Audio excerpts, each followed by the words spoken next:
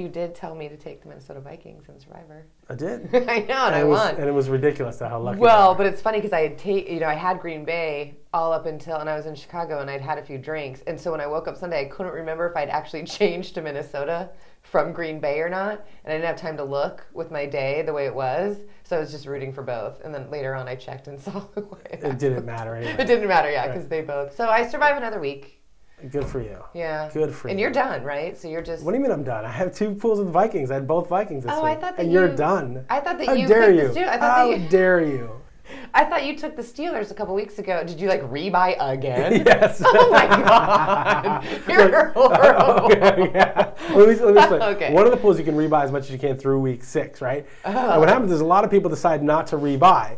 So their money's dead. It's already in the pool. So think about your pot odds, poker term. It's like there's all this extra money in the pool, and it's only 50 more marginal dollars for you to get back in. It's a good buy. It's like a rebuy in a poker tournament. But it's better than that because you're actually getting, nobody's got an advantage over you except that they've used, a lot of people use really crappy teams in rebuy. I use good teams. But the thing is there's more money in the pot than there are people. In other words, most Survivor pools say there's 100 people and you put in your 100, so you've got a 1/100th of a chance of getting $10,000. But imagine if there were 15,000 in the pool and you only have a 1 in 100 chance of getting $15,000 and there's only 100 people in the pool. That's called an overlay. That means you're getting more odds on your money than you should. You're not getting even odds like you do because there's dead money in there. There's people who put in money and they've left because they don't want to buy in again. Okay, so you are using, you factually, correctly, you are justifying rebuying back into this Twice. Hey. All right, but you survived. You had Minnesota. But then this week, and I rebought into it. So there's 2. And the week that I used the Steelers, I was with my daughter because Heather was out of town, and it was Thursday night game, and I didn't have time to email the guy, so because Sasha was distracting me. I meant to, and I didn't, so I couldn't use the Steelers. I ended up using somebody else who did survive, and so I lived because of my daughter who distracted me. Saved the day. Yeah, that's right. Nice. Babies are good for something. Yes, they are. Yes, they are. All right, so this week we're looking at, this is a better week than last week. I thought last week was very difficult to pick a game. But Green Bay is at home against Jacksonville. Green Bay. Well, Green Bay is the obvious play, right? I mean, if you were to tell me, if you were to ask me, well, what team is most likely to win? I just want to survive this week and this week only. Well, of course you're going to take Green Bay at home against Jacksonville. Jacksonville doesn't even have Maurice Jones-Drew, their best player. Arguably their best player. Maybe one of their defensive linemen. But, so they're really in trouble. But everybody's going to take Green Bay. Not that many people have used Green Bay. I mean, people have used them here and there, but they weren't a team that had an obvious matchup really so far.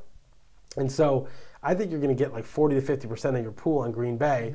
And if it gets big enough, you're going to want to fade them just in case of the crazy miracle upset, which probably won't happen, but just in case it does. Hey, I mean, if you're buying into that Aaron Rodgers is back, which he's definitely looked like he's back, but... He's human, though. He's back, but... You can't forget that team that was playing... That team does exist, right? That was playing those first few... That just looked horrible.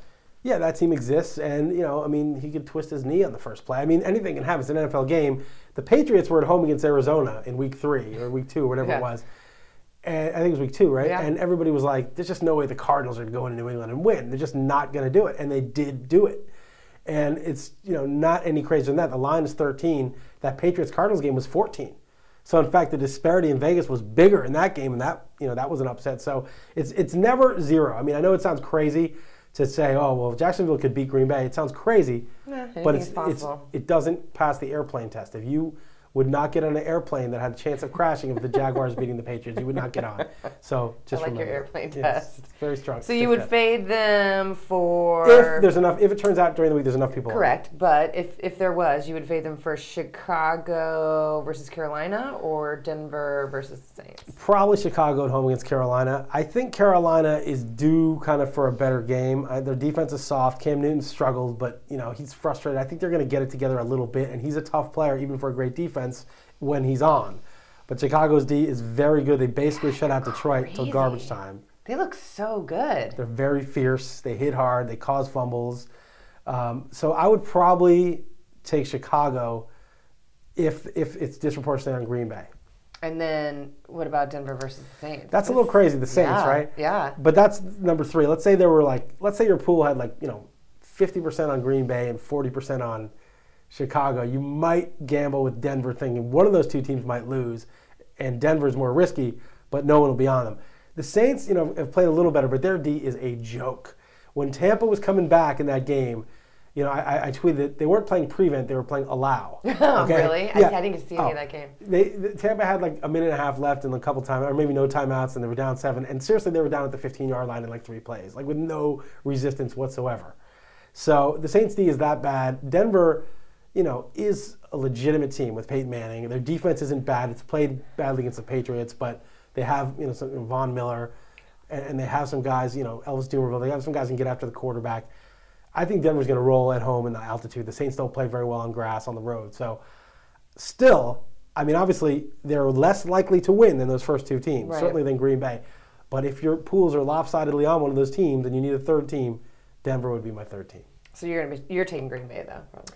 No, you're going to check the... I'm going to check the numbers. All right. Yeah. All right, cool. Looking forward to it. This is RotoWire TV.